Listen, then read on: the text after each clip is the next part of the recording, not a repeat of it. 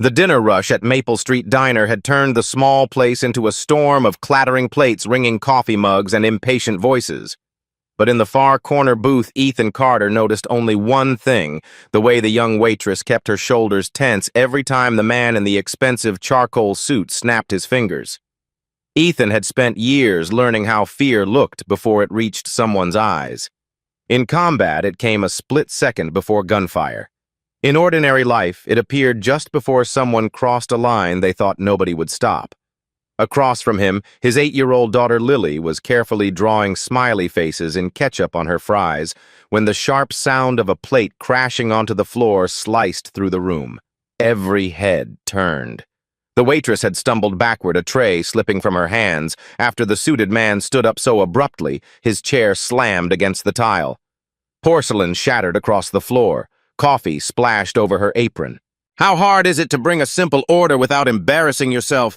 The man barked loud enough for every customer to hear. His voice carried the kind of practiced cruelty that came from years of never being challenged. The waitress lowered her head, apologizing softly, but the man stepped closer instead of backing away. "Maybe this is why people like you stay stuck serving tables." Ethan saw Lily stop chewing. He saw the waitress's fingers tighten around the edge of the tray, as if she were forcing herself not to react. Then the man shoved the tray from her hands completely hard enough that she nearly lost her balance.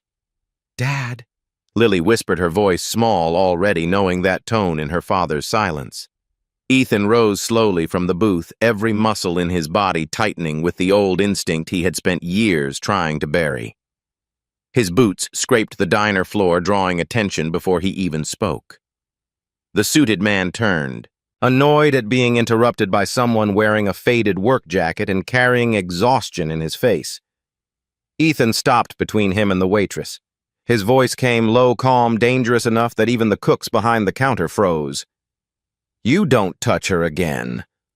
For one suspended second, nobody moved. The suited man studied him, then laughed a short, arrogant sound. "You have any idea who you're talking to?" Ethan did not blink. "No," he said, "but I know exactly what kind of man you are." Near the register, the waitress lifted her eyes for the first time, and behind the fear there was something unexpected, sharp intelligence, measured calm, and a look that said this moment had just changed far more than Ethan Carter could possibly understand. Because the woman standing there in a stained diner apron was not a waitress at all, and by morning his face would be everywhere. Victor Langley's laugh did not disappear immediately after Ethan spoke. It lingered in the diner like something oily and unwelcome, spreading across the silence until even the nearest customers lowered their eyes and pretended to study their plates. Men like Victor understood rooms the way predators understood hesitation, who would intervene, who would stay quiet, who could be crushed later for daring to stand up. His polished cufflinks flashed beneath the diner lights as he adjusted one sleeve and looked Ethan up and down with slow contempt, pausing deliberately at the worn stitching on Ethan's work jacket, the grease stain near one pocket, the boots that had seen too many repairs. "You should sit back down before you create a problem you can't afford," Victor said, his voice softer now, which somehow made it colder. Ethan remained still. The waitress behind him had not moved either. Coffee dripped from the overturned tray onto the floor in uneven drops. Lily stayed in the booth, clutching the edge of the table with both hands, watching her father with wide eyes that had already learned life could turn sharp without warning. "The only problem here," Ethan replied, "is that you think money gives you permission to treat people like that." A few customers exchanged nervous glances. One teenage cashier near the register subtly raised her phone recording. Victor noticed but did not care. Men protected by power rarely feared cameras because they assumed the world already belonged to them. He took one slow step closer until he stood almost chest to chest with Ethan. "Do you know who I am?" he asked. Ethan answered without changing expression. "A man yelling at someone who can't hit back." Victor's smile vanished.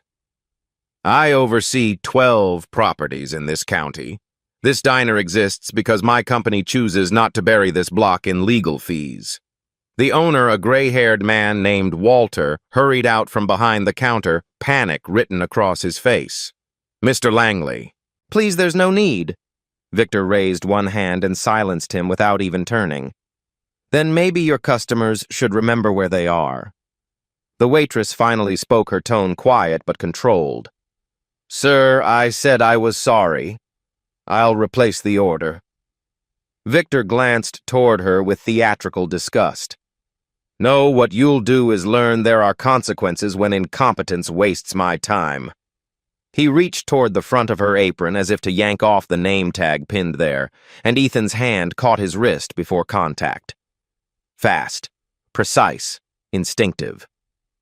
The movement happened so quickly half the diner gasped before understanding what they had seen. Victor froze, stunned less by the grip than by the fact someone had dared touch him at all. Ethan did not squeeze harder, but his voice lowered into something that carried unmistakable warning. "I said don't touch her." For a second, Victor's face revealed naked fury. Then he slowly looked down at Ethan's hand, then back up. "You just made the worst decision of your life." Ethan released him and stepped back half a pace, enough to show restraint, not surrender. Walter moved forward again, sweating now. "Ethan, please. Just take Lily home. I'll handle this." But Victor was already pulling out his phone. "No," he said. "We'll all handle this." He dialed someone and turned slightly away, though his voice remained loud enough for everyone to hear. "Martin, cancel tomorrow's delivery contract for Carter Refrigeration. Effective immediately." Ethan's eyes narrowed.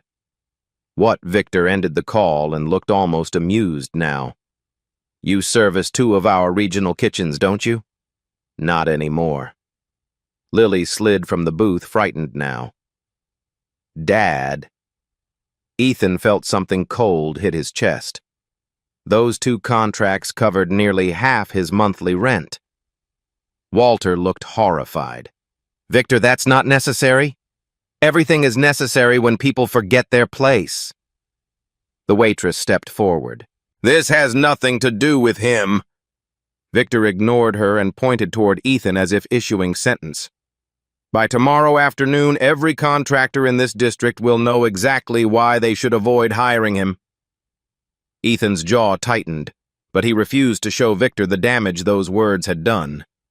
The waitress's eyes shifted to Ethan, then searching his face carefully, and for the first time he noticed how strange her calm was beneath the pressure. Not fear now. Calculation. Observation. As if she were storing every word. Victor leaned closer one final time. "Men like you think courage matters because you have nothing else left to trade. But courage doesn't pay rent." He turned sharply and walked toward the door, polished shoes avoiding the broken porcelain as though filth should part for him. Before exiting, he stopped beside Walter. "Fire her before sunrise or your lease review happens next month instead of next year." Then he left. The bell over the diner door rang once, absurdly cheerful in the aftermath. No one moved for several seconds. Then voices erupted in low, anxious murmurs. Walter pressed both hands over his face. "God help me." The waitress bent, immediately kneeling to clean the shattered plates herself. Ethan crouched too, helping gather broken pieces before she could protest. "You don't have to do that," she said softly. "Neither did you." Ethan answered. Up close, he noticed her hands steady, elegant, not like someone who had worked years carrying trays. Yet there was a faint burn scar near one wrist, old and thin, like someone who had known work anyway. Walter came closer, ashamed. "Claire, I'm sorry." Ethan looked up. Claire. The name fit strangely well against the apron that read Emily in stitched thread.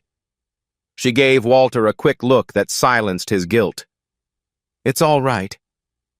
Ethan caught the inconsistency but said nothing. Lily approached and handed Claire a napkin with solemn seriousness.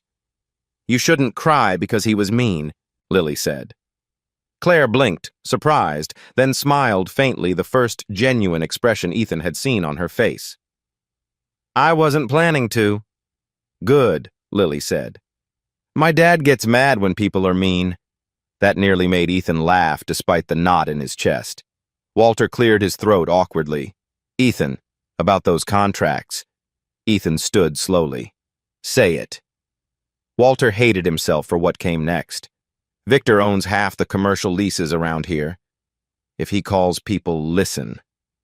Ethan nodded once. He had expected nothing else. Claire rose too, tray forgotten. This happened because of me. No, Ethan said. It happened because men like him think nobody pushes back. Claire studied him carefully. Still, I'm sorry. Ethan glanced toward Lily, then toward the dark diner windows where rain had begun streaking the glass. Sorry doesn't cover groceries. He regretted the harshness immediately when he saw her expression shift, not offended, but thoughtful, almost wounded by truth rather than tone. Walter stepped in quickly. Dinner's on the house tonight. Lily tugged Ethan's sleeve. Can we still get pie? The ordinary innocence of the question cracked tension in the room, just enough that Walter nodded quickly. Yes. Pie, too. Claire looked at Lily and then at Ethan again. You shouldn't have stood up if you had that much to lose. Ethan answered while sitting back down, though he no longer felt hunger. Some things cost more if you stay seated. Claire absorbed that in silence. 10 minutes later, while Lily ate pie and the diner slowly returned to uneasy normal, Ethan's phone vibrated 3 times. First message, contract suspended pending review. Second, tomorrow's emergency service canceled. Third, unknown number. We heard what happened tonight. Don't call again. He stared at the screen pulse hard in his neck. Victor had moved faster than expected. Across the diner, Claire saw the change in his face. She asked quietly, Already? Ethan slid the phone into his pocket. That man works efficiently when punishing people. Claire folded a towel, slowly, gaze unreadable now. Then maybe he's punished the wrong one this time. Ethan looked at her, puzzled by the certainty in her voice, but before he could ask, another customer walked over holding up his phone. You should know, the man said awkwardly. Someone posted the video. Ethan took the phone. There he was, standing in front of Claire Victor's voice, audible Lily, visible in the booth behind him. The caption already spreading beneath it read, Local veteran threatens executive during public outburst.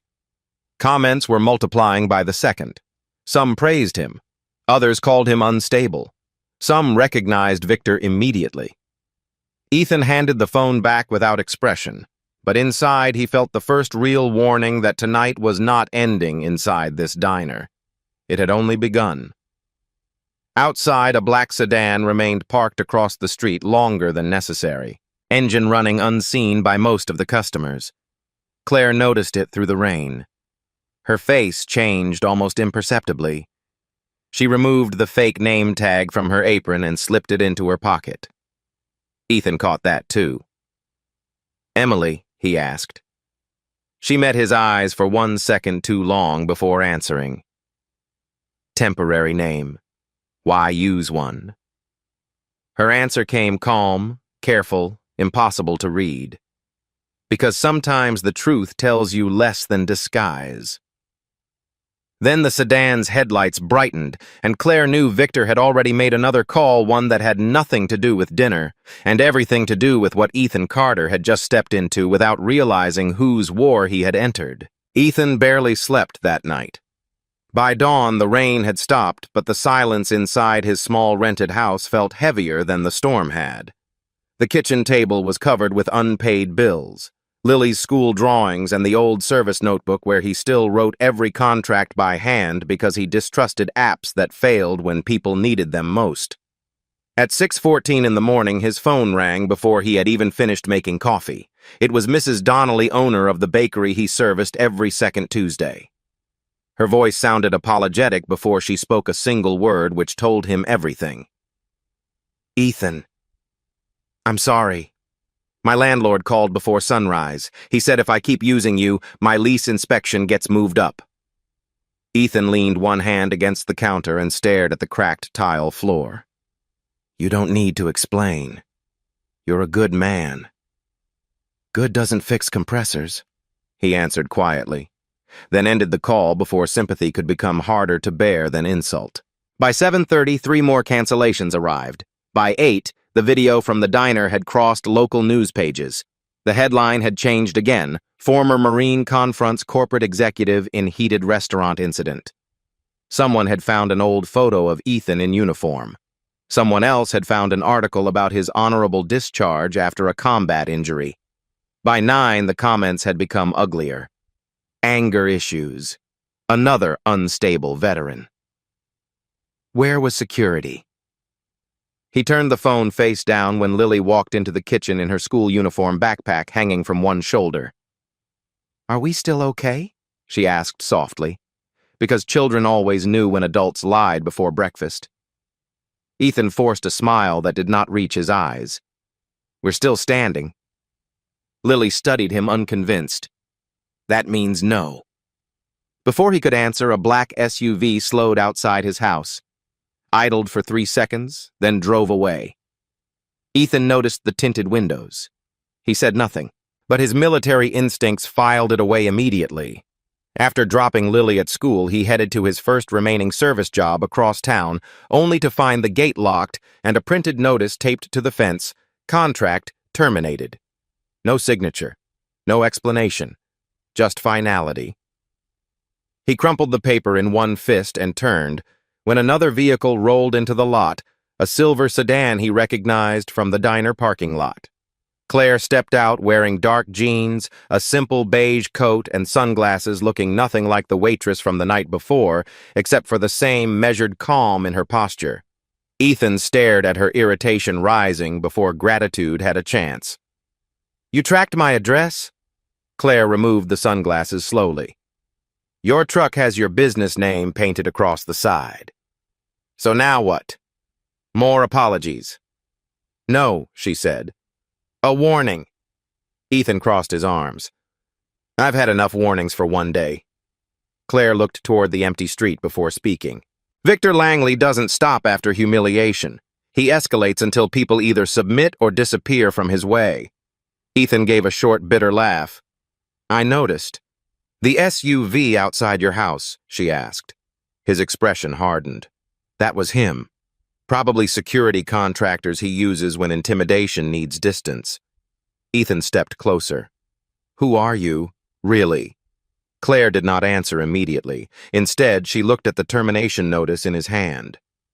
How many contracts did you lose this morning? 6. And by noon, you'll lose more. You talk like you know his schedule. I know his methods. Ethan's jaw tightened. Then tell me why a waitress knows executive intimidation strategies. Before Claire could answer, a pickup truck pulled into the lot behind them. 2 men stepped out wearing company jackets Ethan recognized immediately. Regional compliance officers from Whitmore Hospitality, the parent group whose logo appeared on half the commercial kitchens he serviced. One held a clipboard, the other a phone already recording. Ethan Carter, the older one asked. Ethan turned. What now? We received notice of aggressive conduct toward one of our senior executives last night. Ethan laughed once, disbelief sharp. Aggressive. We need your signature confirming you understand future contact with Whitmore managed properties may result in trespassing charges. Claire's eyes narrowed, but she stayed silent. Ethan looked at the paper without taking it.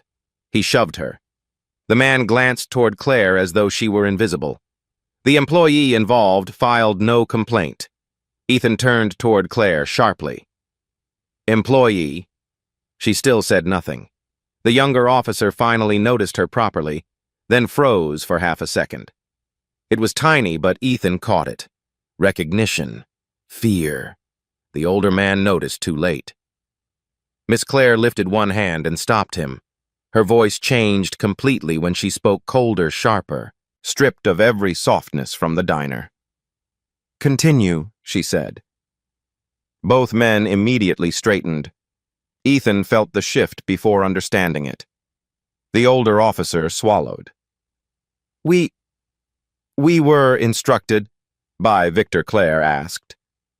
No answer came. She stepped forward, removed the sunglasses, and looked directly at them with authority so practiced it landed like impact. Tell Mr. Langley that using compliance staff for personal retaliation violates 3 internal conduct policies and 1 federal labor review agreement he signed himself. Both men went pale. Ethan looked from one face to the other. The younger officer lowered the phone instantly. Yes, ma'am. Ethan frowned. Ma'am Claire's eyes stayed on the officers. Leave. They left without another word. The silence afterward felt almost louder than confrontation. Ethan stared at Claire. Who are you? This time she answered. Claire Whitmore. The name hit him a second later because everyone in the county knew Whitmore hotel chains, restaurant groups, conference centers, half the redevelopment downtown. Ethan's expression changed from suspicion to disbelief. Whitmore. Claire nodded once. Chief Executive Officer. Whitmore Hospitality Group. Ethan actually stepped back. You're joking. I wish I were. You were serving coffee in Walter's Diner, because Walter's Diner is one of 43 local businesses operating under franchise pressure from my company, and internal reports suggested executive abuse at regional level. Ethan stared at her as if replaying every second of the night before through a different lens. So Victor didn't know. He knew there was an audit happening. He didn't know I was the one conducting it. Ethan laughed once, humorless. And I stepped between a CEO and one of her own executives, thinking I was defending a waitress. You were defending someone powerless in that moment, Claire said. That matters more. Ethan's anger surfaced fully now. Does it? Because this morning my business is bleeding and my daughter still needs rent paid while your board probably discusses damage control over breakfast. Claire accepted the blow without flinching. That's why I came before noon. Why noon? Because Victor has already scheduled a press response.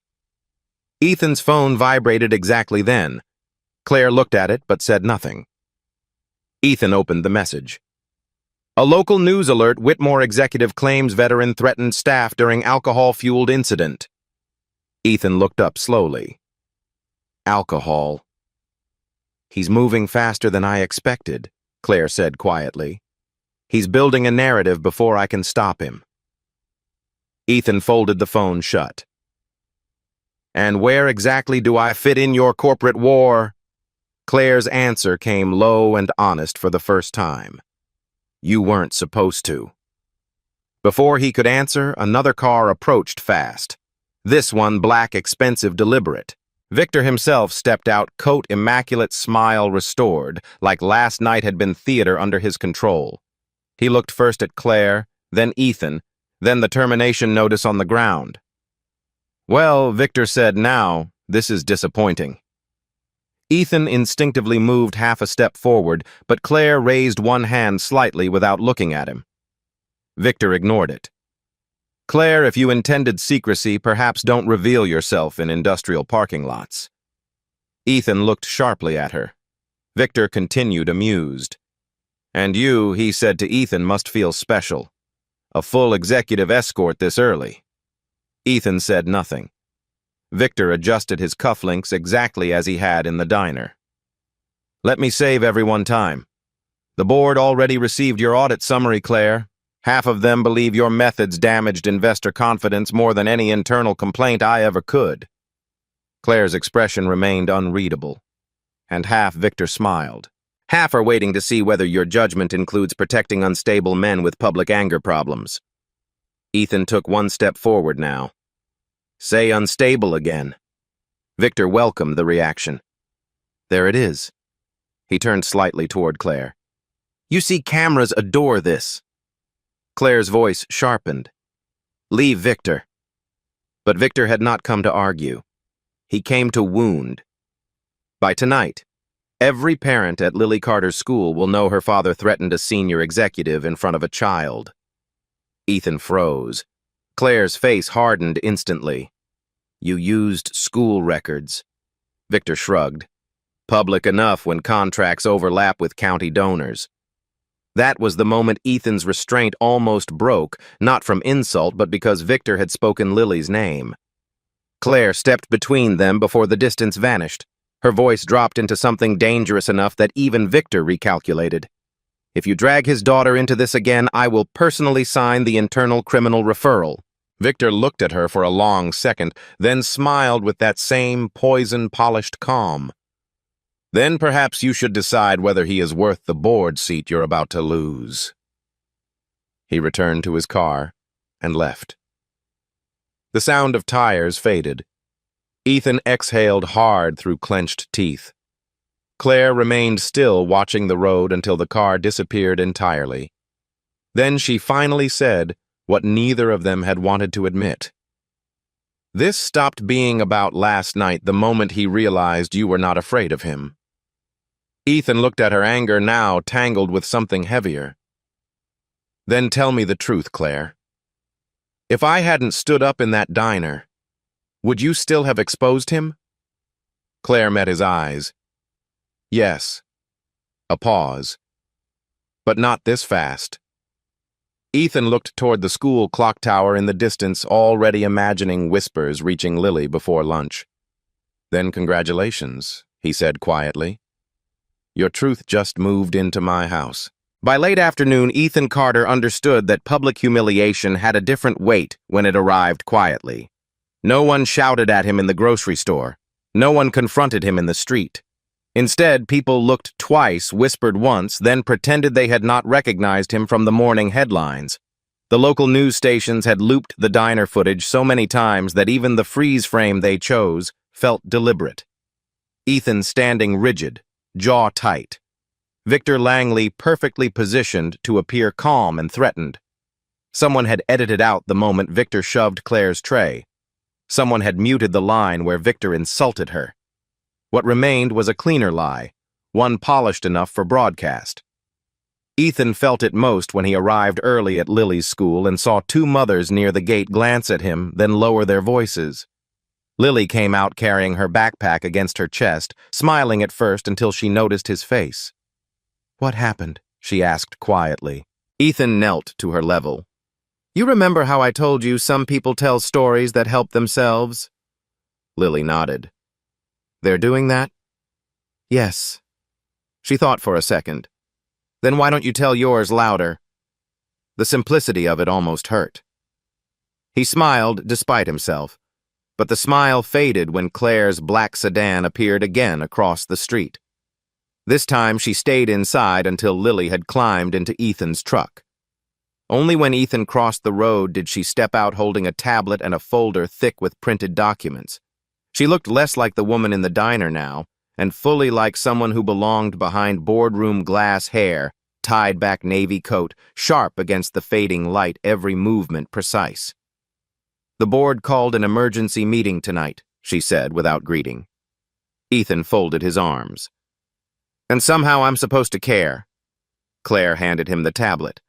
On screen was a draft statement already prepared for release. Whitmore Hospitality confirms its confidence in Regional Director Victor Langley pending internal review.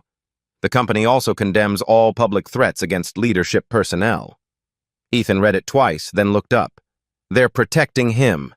Half the board believes removing him now creates investor panic. And the other half, waiting to see if I can prove he used company infrastructure for intimidation fraud and witness suppression before 6 tonight. Ethan gave the tablet back. That sounds like your problem. Claire did not react immediately. Victor submitted sealed disciplinary files from your military medical review to one board member an hour ago. Ethan's expression changed at once. How would he get that money opens records that should stay locked? She opened the folder and revealed printed screenshots, internal emails, security invoices, hidden lease manipulations, legal threats against small franchise owners. He's framing you as unstable because fear makes boards obedient. Ethan stared at the military form visible beneath the paper's old psychological evaluations from after his injury overseas, private words he had once spoken to a doctor, now stripped of context and weaponized. He has no right. He has leverage, Claire corrected. And tonight he plans to use your history as proof I've compromised executive judgment. Ethan looked toward Lily in the truck, drawing fog circles on the window. Then leave me out of it. Claire's voice softened, but only slightly. He already made sure you can't be left out. Ethan wanted to refuse. Every instinct told him corporate rooms destroyed men like him because those rooms wrote outcomes before witnesses arrived. But then Lily tapped the glass and held up her notebook. She had written 3 crooked words through the fog. Tell yours louder. Ethan stared at it, then back at Claire. If I go in there, I say exactly what I want. That's why I'm asking. By 6:20, Whitmore Tower glowed above downtown like a different country from the streets Ethan knew. Glass marble silent elevators, reception desks, polished enough to reflect hesitation. Ethan wore the only dark jacket he owned, the one from Lily's school recital last winter. It fit awkwardly at the shoulders, but clean enough to pass. Claire walked beside him through the lobby while employees tried not to stare too openly. Some recognized her immediately. Others recognized him first from the news. The elevator ride to the 21st floor felt longer than it should have. Ethan watched floor numbers rise while Claire reviewed her notes without speaking. Finally, he asked, "Why disguise yourself in a diner if you could fire him with one email?" Claire kept her eyes on the folder. Because people hide truth when they know authority is watching. They reveal it when they believe nobody important is listening. And what did you hear? Claire looked up only when the elevator opened. Enough to know Victor built a private empire inside mine. The boardroom doors were already open. Inside sat 12 people around a long, polished table, most older dressed in muted wealth, each with tablets open and legal counsel nearby. At the far end sat Victor Langley, relaxed one ankle over one knee, as though hosting rather than defending. He smiled when Ethan entered exactly as expected. "Well," Victor said loud enough for everyone, "the guest star arrives." Several board members visibly stiffened. One woman near the center removed her glasses and whispered to another member. Claire did not sit immediately. Before anyone speaks, she said, "All unofficial press drafts regarding this case are suspended." A gray-haired chairman answered first. "Claire, that depends on whether tonight clarifies or worsens exposure." Victor leaned back. Exposure worsened when our CEO brought a civilian confrontation into corporate governance. Ethan said nothing yet. He had learned in harsher rooms that powerful people often revealed themselves fastest when silence forced them to fill it. Claire connected her tablet to the main screen. Documents appeared, lease diversions, security contractor payments, shell reimbursements. Regional intimidation payments routed through vendor maintenance accounts, she said. Signed under Victor Langley's authorization. Victor did not blink. Necessary asset protection. Another document appeared, lists of franchise owners pressured after filing complaints. Walter's Diner was there. Bakeries, cafes, independent restaurants. Ethan recognized names from his canceled contracts. Claire continued.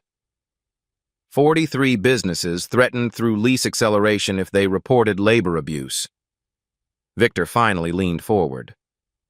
Strategic enforcement is not abuse. A board member frowned. Did you authorize off-record surveillance on franchise contractors? Claire tapped once more. Photos appeared Ethan's truck outside his house. Lily entering school. Timestamps. Internal billing codes from Victor's regional office. The room changed instantly. Even legal counsel straightened. Ethan felt anger rise again, but this time he controlled it because now every face at the table was watching Victor instead of him. Victor's expression hardened for the first time. Protective observation after public aggression. Of a child, Claire asked. Victor did not answer directly. Instead, he turned to Ethan, choosing attack over defense. Would you like the board to read your post-combat evaluations, Mr. Carter? Since transparency suddenly matters. Several heads turned toward Ethan. Claire stepped in sharply. That file is illegally obtained. Victor ignored her and slid printed pages across the table. Former anger episodes. Medical review after discharge. Recommendation for monitored reintegration. Ethan recognized the pages immediately. The worst months after war, after hospital corridors, after losing his wife, while fighting insurance approvals he could not win. A board member looked uneasy. Another whispered, "Why is this here?" Victor answered smoothly, "Because our CEO's judgment is compromised if she trusts a volatile man already central to media scandal." The chairman looked toward Ethan for the first time directly. "Mr. Carter, if you're here, speak now." Claire turned slightly, saying nothing. She had promised him that space. Ethan stepped forward, palms flat against the edge of the polished table, uncomfortable in the room, but suddenly steady because there was one truth powerful people never expected: plain speech without fear. "Yes," he said. "I had anger after war. I had nightmares. I had panic in grocery stores because doors closing sounded wrong for 2 years. Silence held the room. Then my wife got sick. Insurance delays became forms. Forms became months. Months became funeral bills."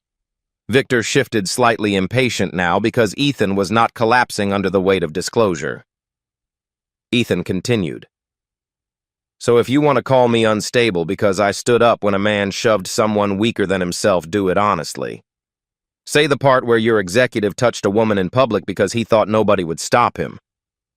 One board member lowered her gaze. Another slowly set Victor's documents aside. Ethan's voice remained calm, which made every word land harder. "I didn't know Claire Whitmore from a Waitress. I didn't know cameras were rolling. My daughter was there. She watched a grown man humiliate someone because he believed rank protects cruelty." Victor interrupted sharply. "And you physically threatened corporate leadership." Ethan turned to him fully now. "No. I embarrassed a bully who expected obedience." Claire watched the board carefully. The balance was shifting, but Victor sensed it too. He stood abruptly. "This is sentiment, not governance." Claire pressed one final key. Audio filled the room, Victor's own voice from the diner security backup Walter had secretly forwarded an hour earlier. Clear. Unedited. "Maybe this is why people like you stay stuck serving tables." Then the shove. Then Victor's threat about contracts. No one moved while it played. When it ended, the room felt colder. Victor looked at the screen, then at Claire, understanding too late that the one witness he dismissed had protected the moment he thought belonged only to him. The chairman removed his glasses slowly. "Victor, did you retaliate against private contractors this morning?" Victor tried once more. "Operational decisions under yes or no." The chairman cut in. Victor looked around the table and finally saw what Ethan had seen years ago in military tribunals: the moment a room decides someone is now expendable. Claire spoke quietly, almost without emotion. "He also signed the healthcare contract withdrawal 12 years ago that removed emergency support coverage from county hospital partners." Ethan looked at her sharply. She continued, eyes on Victor. "Including the program that denied rapid approval in your wife's case." The blow landed deeper than anything before it. Ethan stared at Victor as if the room vanished around him. Victor's face lost composure for the first time completely. That policy came from legal cost reduction. Ethan's hands tightened against the table edge until his knuckles whitened. "You signed it." Victor said nothing. The chairman stood. Security. The word ended everything. 2 corporate security officers entered almost immediately. Victor looked around once, still trying to calculate escape through authority, but authority had already abandoned him.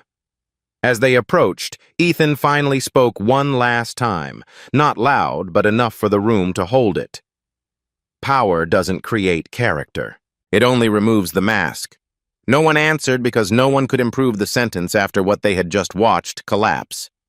Outside the glass wall behind the boardroom, city lights stretched across the darkening skyline, and for the first time that day, Claire allowed herself one slow breath. because the scandal had finally exploded, where Victor believed he controlled every outcome, and the man he tried hardest to humiliate had become the voice the room trusted most. Victor Langley was escorted out of the boardroom without another word, but the silence he left behind remained heavier than any argument that had happened inside it.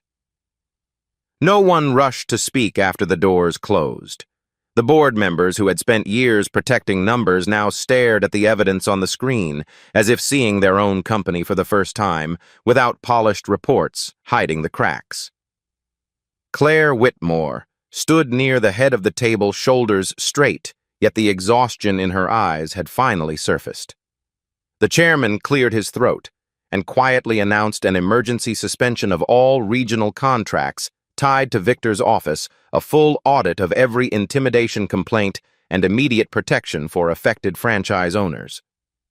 Ethan listened, but the room already felt distant. The only thought in his mind was Lily waiting at home, probably awake far past bedtime because she never slept well when he came home late. When Claire stepped out into the hallway a minute later, she found him standing by the window overlooking the city, both hands in his jacket pockets, staring down at the traffic far below. "You were right," she said softly. Ethan did not turn immediately. "About what?" "Some things cost more if you stay seated." That made him glance at her, and for the first time since the diner, neither of them needed to defend anything. Claire held out a folded envelope. "Walter asked me to give you this myself."